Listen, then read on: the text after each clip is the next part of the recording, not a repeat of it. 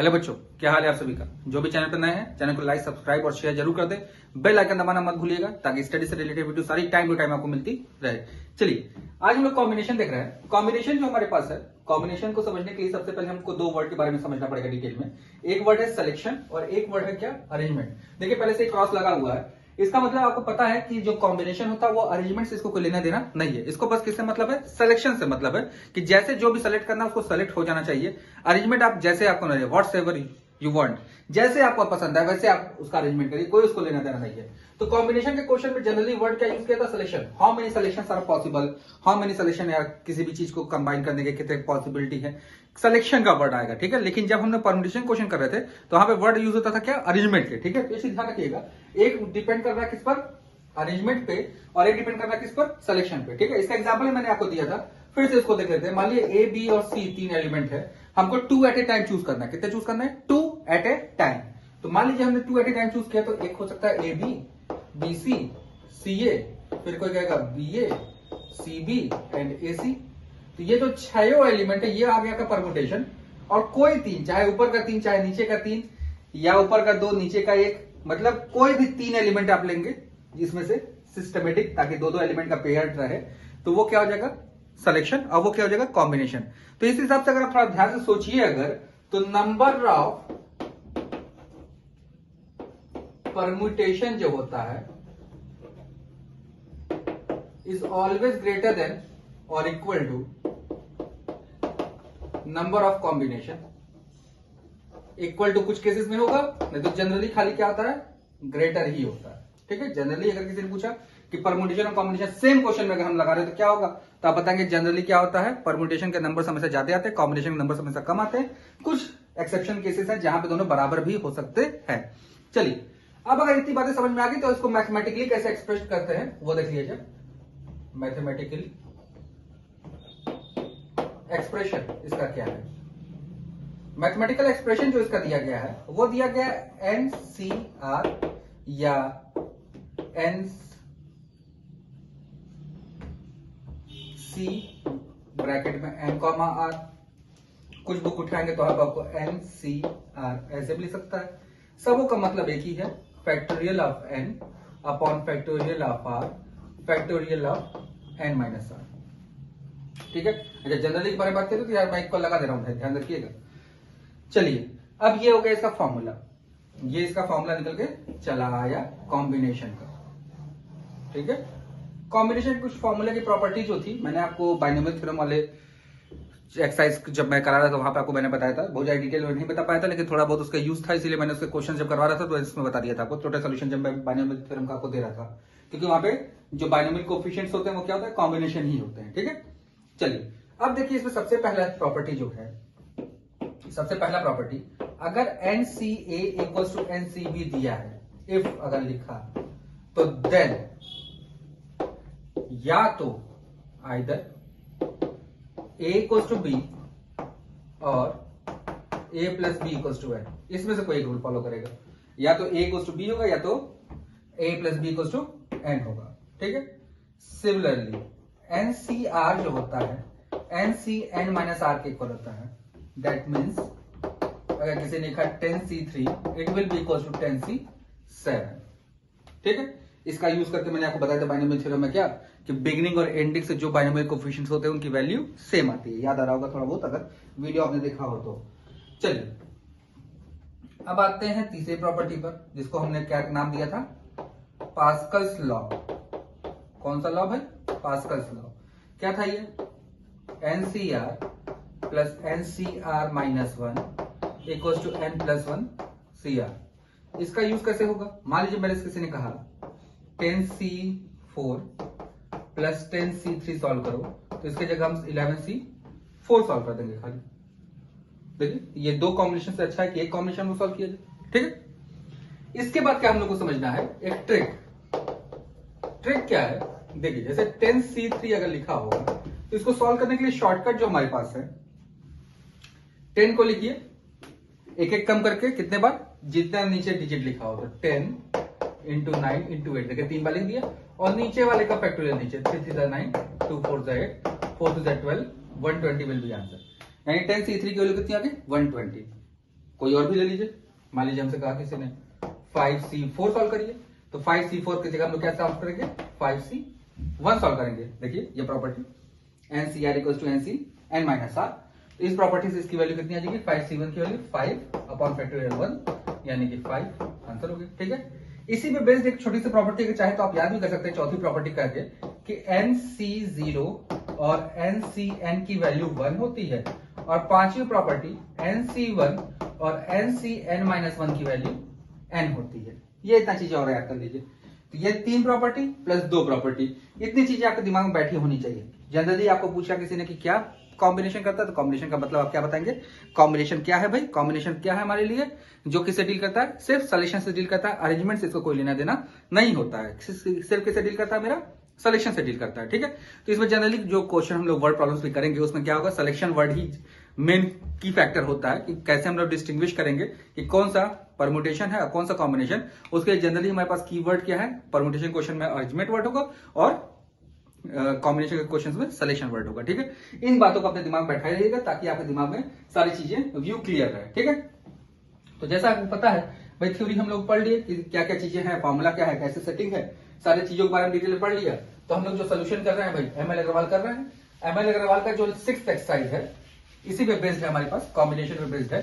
तो 6th exercise से कुछ क्वेश्चन जो हम लोग डील कर लेते हैं, तो नेक्स्ट वीडियो में हम कोशिश करेंगे कि आपका कॉम्बिनेशन भी कंप्लीट हो जाए। 6th एक्सरसाइज थोड़ा सा लेंथी एक्सरसाइज है, इसलिए कुछ क्वेश्चन आज करते हैं, कुछ क्वेश्चन नेक्स्ट वीडियो में हम लोग कर लेंगे। ठीक है, चलिए देखिए क्वेश्चन नंबर 1 हम लोग को लिखा है 15C11। क्वेश्चन नंबर 1 तो आप इवेल्युएट कर सकते हैं, क्वेश्चन नंबर 2 भी इवेल्युएशन का है। ये दो क्वेश्चन आपके लिए मैं छोड़ देता हूं कि आप लोग कर सकते हैं इसको। 2 का 4th पार्ट में बता देता हूं, जो लोग सोल्यूशन कर रहे हैं, solution of exercise 8.6 ML Agarwal.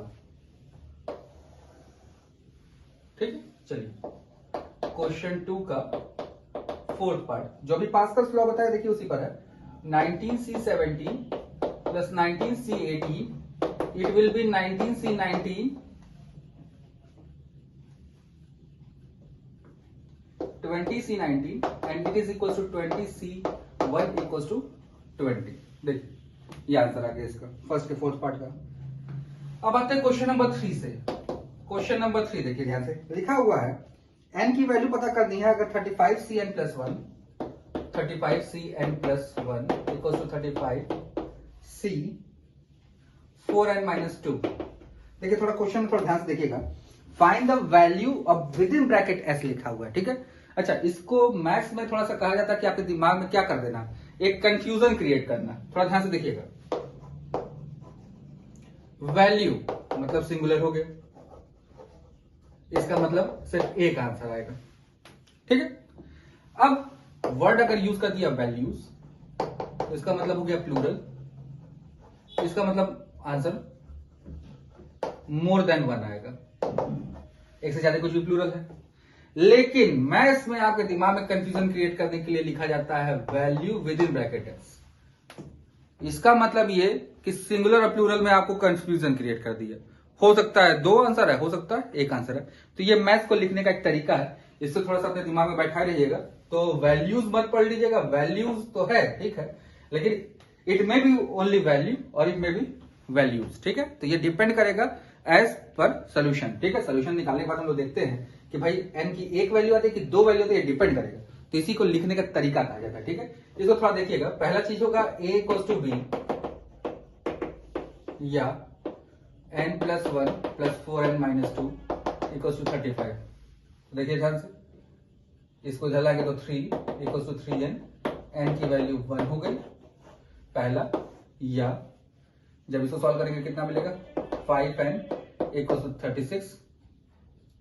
Sorry थोड़ा देखिएगा भाई, रिमेनिंग बचा मेरे पास कितना, -1, तो उधर जाएगा तो 36।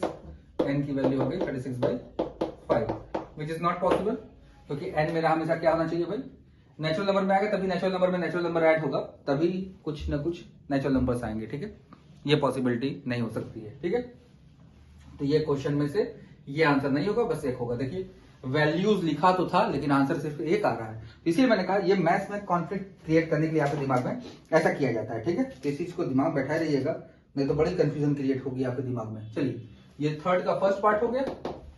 थर्ड के सेकंड पार्ट पर आते हैं भाई फटाक से। देखिए लिखा है 27C3R equals to 27CR plus 3। फिर से फाइंड आर बोल दिया। देखिए इसमें वैल्यू या वैल्यूज बोला ही नहीं, ठीक है। तो चलिए पहला चीज तो हमको बताइए 3R equals to R plus 3, या दूसरा कॉम्बिनेशन क्या बनेगा 3R plus R plus 3 equals to 27। ये तो हो गया 2R equals to 3, R equals to 3/2 which is not possible. इससे जाएंगे तुम लोग का जाएगा कितना 4R equals to 27, R equals to 6। This will be answer, ठीक है। चलिए अब आते हैं नेक्स्ट क्वेश्चन पे। नेक्स्ट क्वेश्चन हमारे पास है, देखिए क्वेश्चन नंबर 4 का सेकंड पार्ट मैं कर देता हूं, 4 का फर्स्ट पार्ट थोड़ा सा ट्राई करिएगा। जो क्वेश्चन आपके फंस जाते हैं भाई कमेंट करके पूछिए, आपको जल्दी से जल्दी वीडियो प्रोवाइड करने की कोशिश करेंगे। NC8 इक्वल्स टू NC2 ये गिवन है और कह रहा है कि NC2 की वैल्यू, सॉरी NC8, हाँ फाइंड NC2 बोला है, फाइंड NC2। तो सबसे पहले हमको n पता करना पड़ेगा। तो 8 इक्वल्स टू 2 तो हो नहीं सकता, यानी कि 8 प्लस 2 इक्वल्स टू n की वैल्यू कितनी आ गई 10। 10C2 की वैल्यू कितनी आ जाएगी 10 इंटू 9/2, 2 5 यानी कि 45 विल बी आंसर, ठीक है। 4 का सेकंड पार्ट आपको मैंने कर दिया। बाकी 4 के जितने भी पार्ट है सब उसी टाइप के हैं, सब इसको आप ट्राई कर सकते हैं। अब आते हैं क्वेश्चन नंबर 5 पर। देखिए क्वेश्चन नंबर 5 में थोड़ा सा P और C दोनों एक साथ दे दिया है। देखिए factorial of n upon factorial of n minus r equals to 720 NCR, यानी कि factorial of n upon factorial of r factorial of n minus r। देखिए दोनों भाई लोग कट गए आपस में। Factorial of r equals to 720। अब आपको थोड़ा सा दिमाग लगाना पड़ेगा किसका फैक्टोरियल 720 होता है, तो फटाक से बताएंगे भाई r की वैल्यू कितनी आएगी 6 आएगी, क्योंकि 6 का फैक्टोरियल कितना होता है 720 होता है। तो ये चीज थोड़ी आपको दिमाग में बैठानी पड़ेगी कि इस टाइप के क्वेश्चंस को ऐसे करेंगे, ठीक है। अब ये हो गया हमारे पास जो न्यूमेरिकल बेस्ड क्वेश्चन थे। अब हमारे पास वर्ड प्रॉब्लम के क्वेश्चन है। तो वर्ड प्रॉब्लम के क्वेश्चन स्टार्टिंग वाले तो आपको भी पता है भाई कि बुक्स जब शुरुआत होती है तो बहुत आसान सा क्वेश्चन देता है। तो स्टार्टिंग क्वेश्चन तो बहुत जल्दी जल्दी हम लोग करते जाएंगे, जैसे थोड़े लेंदी होंगे थोड़ा सा हम लोग टाइम वेस्ट करेंगे, ठीक है, ताकि आपको समझने का जो समय है वो वीडियो के साथ ही आपको मिल जाए। वीडियो देखने का दो फायदा हो जाएगा आपके पास, एक सोल्यूशन भी मिल जाएगा और आप एक ही बार में समझ जाएंगे। जैसे कहा जाता है कि जो चीजें आदमी सुनता और देखता है वो लंबे समय तक याद रहती है दिमाग में, क्योंकि विजुअल एक बन जाता है दिमाग में। जैसे आप लोग भी जानते हैं मूवीज के डायलॉग या सीन्स बहुत सालों तक आपको याद रहते हैं। बचपन में देखा होगा, लेकिन तो भी याद होगा। बचपन का मतलब ऐसा बचपन मत लीजिएगा जिस समय की याददाश्त हो ही ना। चलिए अब आते हैं क्वेश्चन नंबर 6 पे। क्वेश्चन नंबर 6 के फर्स्ट पार्ट पे देखा जाएगा। देखिए लिखा हुआ है how many selections of 4 books can be made of 8 different books. 8 book है, 4 सिलेक्ट करना है, 8C4 सॉल्व करने का मन करे तो कर लीजिए। Second, how many selections of possible 9 stems can be made 11 stems, 11C9, 11 में से 3 चूज कर 9 चूज करने हैं। How many different terms of 7 player can be made of 10 players, 10C7। देखिए क्वेश्चन नंबर 6 हो गया मेरे पास। क्वेश्चन नंबर 7 पर आते हैं हम लोग। देखिए कितना इजीली सॉल्व हो गया। स्टार्टिंग क्वेश्चन बहुत आसान दिए जाते हैं भाई, देखिएगा ध्यान से। अब देखिए भाई क्वेश्चन नंबर 7 का फर्स्ट पार्ट क्या बोला है। अब baseball team has 13 members, how many lineup of 9 players are possible, the position of each player, each position of each member in the lineup is not important. अच्छा ये last line लिखने का पीछे क्या लॉजिक रहा होगा कि the position of each member in the lineup is not possible, not important, sorry not possible नहीं, नॉट इंपॉर्टेंट। इसके पीछे लिखने के पीछे बस एक ही रीजन है कि जैसे आपको पता है परमुटेशन और कॉम्बिनेशन में क्या डिफरेंस था। परमुटेशन जो होता है अरेंजमेंट को भी डील करता है, तो वहां पे पोजीशन एक क्या करेगा प्राइम रोल प्ले करता है, वेयरएज कॉम्बिनेशन में पोजीशन का कोई लेना देना नहीं होता है। तो वो लिखने के पीछे रीजन यही कि आप इसमें क्या लगाइए कॉम्बिनेशन लगाइए, ठीक है। ये लाइन लिखने के पीछे बस एक ही रीजन है कि कॉम्बिनेशन लगाइए। चलिए अब आते हैं 13C9, ये हो गया। सेकंड पार्ट पर आते हैं इसका 7 के साथ 8 से करने के लिए आपको जरूरत पड़ेगी कितने लोग की भाई, 8 हैंडशेक पूरा कंप्लीट होगा तो एक हैंडशेक कंप्लीट करने के लिए 2 लोग की जरूरत पड़ेगी, ठीक है। कितने लोग की जरूरत पड़ेगी 2 लोग की। तो 2 लोग की जरूरत पड़ेगी तो भाई 12 लोग हैं तो 12 में से कोई 2, ठीक है। अच्छा इन सबको आप सॉल्व कर लीजिएगा, सॉल्व मैं नहीं कर रहा हूं लेकिन सॉल्व करके बुक में आंसर आपको दिया हुआ, मैं वही चेक करा तो आंसर आपको किस फॉर्म में दिए हुए हैं, तो आंसर इसको चेक कर लीजिएगा, आंसर इसी फॉर्म में दिए गए हैं, ठीक है। अब देखिए क्वेश्चन नंबर 8 पर आते हैं, 8 के फर्स्ट पार्ट पर। 8 के फर्स्ट पार्ट में लिखा है in how many ways can student choose a program of 9 courses. देखिए भाई 5 चूज करना है फ्रॉम 9। जनरली अगर इसका आंसर पूछा जाएगा तो 9C5 इसका आंसर हो गया, ठीक है। लेकिन आगे कुछ ट्विस्ट है, आर अवेलेबल। फिर आगे बोल दिया and 2 courses are compulsory for each student या फॉर एवरी स्टूडेंट। जैसे आपको ही पता है, जैसे अगर आपने मैथ स्ट्रीम ले लिया तो मैथ स्ट्रीम के साथ या तो आप कॉमर्स से जाओगे या तो आप किसके साथ जाओगे, साइंस के साथ जाओगे। अगर आपने साइंस विथ मैथ लिया तो फिजिक्स केमिस्ट्री आपके पास हिडन चला आएगा, ठीक है। फिजिक्स केमिस्ट्री आपके पास क्या जाएगा, हिडन आ जाएगा। तो मैथ विथ साइंस लिया तो फिजिक्स केमिस्ट्री आपका आना है। तो वही जो 5 कोर्स जो आपको चूज करना था 9 में से, आपके पास 2 कंपल्सरी सब्जेक्ट हो गए कि 2 आपको लेना ही लेना है। तो 2 लेना ही लेना है तो भाई हमारे पास ऑप्शन कितने बचे चूज करने के, अब 3। कि भाई 5 सब्जेक्ट थे, 2 मेरे पास लेने की मजबूरी है, तो बच्चे मेरे पास 3 ही सब्जेक्ट चूज करने के लिए ना। अब वो जो हम लोग चूज कर रहे थे 9 में से, इसमें से हमारे पास कितने बचे, अब 7 ही तो बचे अब, क्योंकि 2 तो कंपल्सरी में चलेगा भाई, वो सबको लेना है। जैसे हिंदी ले लीजिए, मान लीजिए लैंग्वेज है, क्लास 10th में आपको पता है हिंदी इंग्लिश 2 कंपल्सरी सब्जेक्ट हैं, तो ये दोनों आपको लेना ही लेना है, चाहे आप कोई भी स्ट्रीम लीजिए, ठीक है। हिंदी और इंग्लिश आपके पास रहना ही रहना है। तो 7, तो यहां पर आंसर क्या होगा 7C3, न कि ये होगा, ये आंसर हो जाएगा। क्योंकि आगे एक रिस्ट्रिक्शन लगा दिया था उसने कि सारे जो कोर्स थे उसमें से 2 कोर्स क्या थे आपके, कंपल्सरी पार्ट थे, ठीक है। चलिए अब आते हैं 8th के सेकेंड पार्ट पे। देखिए 8th के सेकेंड पार्ट में लिखा how many different committees consisting 3 girls 2 boys can be chosen from 7 girls and 5 boys. देखिए भाई 7 लड़कियां हैं, उसमें से 3 चूज करना है। एंड का मतलब इनटू होता है मैथ्स में, और 5 लड़के हैं, इसमें से 2 लड़कों को चूज करना है। देखिए भाई आंसर आ गया हमारा, बहुत इजीली हो जाएगा। बहुत ध्यान से पढ़िए क्वेश्चन को, बहुत आराम से करते चलिए। 8th के थर्ड पार्ट पर आते हैं। 8th के थर्ड पार्ट में क्या है भाई, देखिए लिखा है in how many ways can a team of 3 boys and 3 girls be selected. देखिए भाई 5 बॉय है, इसमें से 3 चूज करने हैं, 4 लड़कियां हैं, 3 चूज करने हैं, ठीक है। चलिए भाई क्वेश्चन नंबर 9 के फर्स्ट पार्ट पर आते हैं। देखिए लिखा है अ bag contains 5 black and 6 red ball. 5 black 6 red ball in which 2 black and 3 red ball choose करने भाई। 2 black and 3 red ball choose करने हैं, ठीक है। अच्छा इसमें भी लास्ट में देखिए एक लाइन लिखा है that the ball of the same colour are distinguishable. अच्छा इनडिस्टिंग्विशेबल बोला होता तो उसके फैक्टोरियल हमको नीचे डिवाइड करना पड़ता। याद होगा आप लोग ने किसमें पढ़ा था, when all objects are not different, ठीक है। एप्पल वर्ड था, APPLE 5 अल्फाबेट थे, नीचे 2 पी से हम लोग फैक्टोरियल 2 से डिवाइड करते थे। बनाना वर्ड था, ये सब याद आ रहा होगा आपको। तो वो सब जो चीजें थी, इसीलिए सब वर्ड्स का बहुत अच्छा की रोल होता है। तो वर्ड्स को बहुत अच्छे से ध्यान से समझिएगा भाई। आइए सेकंड पार्ट पर आते हैं। लिखा बुक शेल्फ है 7 different mathematics 5 different physics books. How many 3 mathematics 3 physics books can be selected. तो भाई 7 मैथमेटिक्स है, 3 चूज करने हैं, और 5 फिजिक्स हैं, 3 चूज करने हैं। भाई मैथमेटिशियन लग रहा था, ज्यादा मैथ्स रखा है, ठीक है। चलिए कोई बात नहीं। अब आते हैं क्वेश्चन नंबर 10 पे। क्वेश्चन नंबर 10 का फर्स्ट पार्ट देखिए लिखा हुआ है what is the number of ways of choosing 2 cards from 52 cards. Sorry third दे दीजिएगा, 2 red cards from the pack of 52 cards. देखिए भाई 52 कार्ड्स टोटल तो हमारे पास हैं, इसमें से बस हमको रेड कार्ड चूज करना है। तो रेड कार्ड तो बस इसमें कितने होंगे, 26 ही होंगे। तो 26C2, ठीक है, क्योंकि 26 तो क्या हो जाता है मेरे पास, ब्लैक कार्ड हो जाते हैं। What is the number of ways of choosing 3 picture card from deck of 52 cards. तो सेकंड पार्ट पर आते हैं। तो भाई टोटल जो हमारे पास पिक्चर कार्ड है, आपको पता होगा प्रोबेबिलिटी में आप लोग लास्ट ईयर पढ़ा भी होगा, पिक्चर कार्ड क्या होता है, किंग क्वीन एंड जैक। तो एक सूट में 3 होते हैं, इस तरह के कितने सूट होते हैं, 4 सूट होते हैं। तो यानी कि पिक्चर कार्ड जो है क्या है, किंग क्वीन एंड जैक, ठीक है। तो अब पिक्चर कार्ड ये हो गया इन 1 सूट, एक सूट में है ये। तो टोटल कितने सूट होते हैं, 4 सूट होते हैं भाई। 4 सूट में कितने हो गए, 4 into 3 यानी कि 12 कार्ड्स हो गए, ठीक है।